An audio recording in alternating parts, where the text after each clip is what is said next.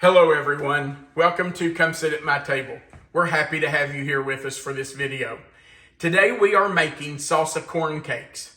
Now this is a bread or a side item that you can put with just about any meal. It goes really well with any kind of a Mexican meal. I think it's perfect with taco soup, but it goes really well with enchilada casseroles. It goes great with nachos or tacos or any kind of a Mexican dish. But it goes just as well with most other meals. It is kind of like what we call a fritter. It's almost like a pancake. It's a fried bread that's flat and kind of round, but it just goes with everything. It's really delicious. I think if you'll give this a try, you'll find that it's really good and you'll have it quite often. Let's talk about what we're going to use in our salsa corn cakes. We're going to start with 1.5 cups of all-purpose flour. Then we're going to use 1/2 cup of cornmeal, 1 teaspoon of baking powder, 1 teaspoon of salt.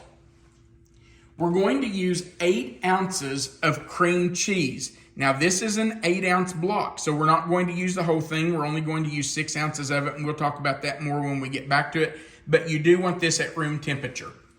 We're going to use 6 eggs, and I've already cracked 4. We have 2 more that we need to crack. 1 cup of whole milk, 1/2 stick of butter that you're going to melt. We're going to use a 15-ounce can of corn, and you can use whatever corn you like best. Then we're going to use 1/2 cup of salsa and 1/4 cup of green onions. Now, when it comes to salsa, you use the kind you like best, but I'm going to tell you, this is our absolute favorite. We love Willie's, and we like the sweet and mild salsa, but you can use whatever you want. If you want your salsa corn cakes to have some heat, you might want to use the hot salsa. The salsa gives it some flavor, a little bit of flavor. It's not overpowering, but it gives it some moisture too. But I'm going to tell you, if you use the hot, that would give it some heat. Now, Melissa and I are not heat people, so we use the sweet and mild, and I think it's really good in this. All right, so we're going to start by blending together our cream cheese and our eggs. And we're only going to use 6 ounces of this cream cheese. Now, with this being 8 ounces, if I cut it in half, we know that that's 4 ounces, but we need 2 more ounces. And since this is 4, if I cut it in half and put those together, now I know that's 6 and that's 2. So we'll use those 6 ounces, and I'm going to move that over to my mixer. The teacher and you just couldn't resist doing that, I'm sorry. You just never know. There could be somebody out there who's a brand new cook and not sure, and I just have to help just in case somebody needs help figuring out how much 6 ounces is. Can't help that. It's just part of my nature. I had to just give you a little teasing about that. I know, but I really can't help it. I just have to make sure somebody understands. It is the teacher in me. Okay. And I distracted you because you broke both of those eggs together. You're right. You never and I do that. never do that. Yeah. Didn't mean to rattle you. I'm You sorry. got me all torn up. Okay, I'm going to wash my fingers off. Now, we're going to start by blending these. And we want to make sure that that cream cheese is, for the most part, pretty smooth. You may have a few little chunks, but we're going to let that blend for just a second while I grab the milk and the butter. Okay. Now, I'm going to turn that up just a little bit. Let that start mixing together. And we will scrape down the sides of our bowl in just a few minutes. All right, I'm going to drizzle in the melted butter, and I did melt it earlier and let it cool some, so it's not real hot, but it is melted. If you let it sit too long, it will solidify and you'll have to melt it again. I'm sorry, I'm right in the way of the camera. I know. It's all right. But I'm doing the best I can here. Okay, now I'm going to drizzle in my milk. Just Put that in a little at a time. You don't want to slosh it in there. I'll let that combine, and then I'm going to scrape down my bowl before I add my dry ingredients. Okay. Let that beat around there just a minute. And I do notice that there's some cream cheese stuck to the side of my bowl. So I want to make sure that I get that off there. And it looks like there's some on my beater paddle too. So let's get that off. I want to make sure that gets mixed up. So let's just scrape around the side. Get all that off there. Make sure everything's in the pool, having a good time. Okay. Now I'm gonna turn that back on. Put this bowl up here.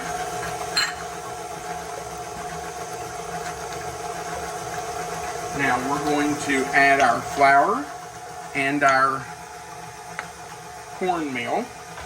I'm putting this back on because I know what can happen. I'm going to start by just tapping that in a little bit at a time. I think I'll do my cornmeal next, and then I'll finish with the rest of my flour. Woo! There comes a cloud. Cornmeal is so fine that it just flies away. All right, let's finish with the rest of our flour. Just tap it in a little bit at a time. It's all in. You can see that's getting much thicker.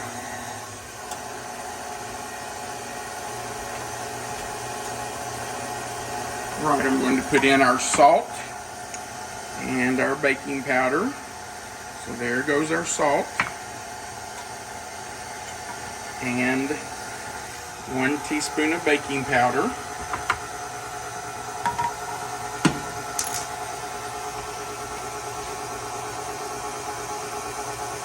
Now, I need to scrape down my bowl again. And man, that is looking nice. I'm going to take this off so you can see it a little better, Melissa. That helps. Yeah. Look how nice that looks. All right, let's scrape down the side of the bowl. Just to make sure all that flour and cornmeal are in there. And get it all in. Don't want to waste anything. Now, after we get this mixed really well, we're going to fold in the corn, the salsa, and the green onions. We're not going to beat those in because we don't want to just obliterate them. All right, I think that looks pretty good. Let's scrape off our beater paddle. And we'll move back over and fold in our last 3 ingredients.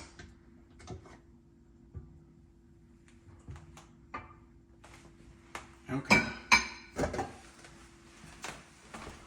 So we can move all of that out of the way.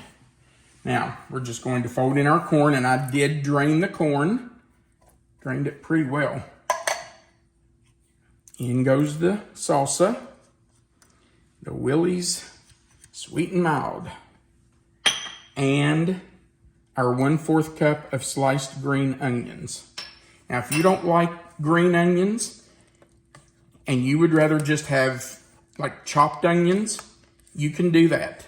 Just take a white onion or your favorite onion, whatever it is, and just chop that up and put it in. You don't have to use green onions if you don't want to. It's your choice. A red onion would add a lot of heat. It would add some heat, yeah, you're right. I like red onions, but they go a long way. Yeah, they do. All right, I'm just going to scrape my spatula off here so we don't waste that. Now, I need to heat my griddle. If you don't have a griddle, just use a skillet, but we need to heat that and get ready to scoop this out. So let me get that done. All right, our griddle is hot, and we're going to put 1/4 of a cup in each one of these salsa corn cakes. You can use a measuring cup, or you can just dip it out the size you want. And we're just going to let those cook. Now, it's going to take a couple of minutes on each side. We're going to turn our heat up to medium high. They will, as they start to cook, they will puff up a little bit. And you can tell that they're getting golden around the edges. They may even bubble on top, kind of like pancakes do. That's when you know to flip them. You can kind of tell that they have puffed up and it's time to flip. You can also check the bottom, and if they're golden brown, then you know it's time to turn them over. So we will watch these, and when it's time, we'll flip them over. You can see that they have risen. They're a little bubbly around the edges, so it's time to flip them. Now we will let those cook on that side for just a minute or so until they become golden brown.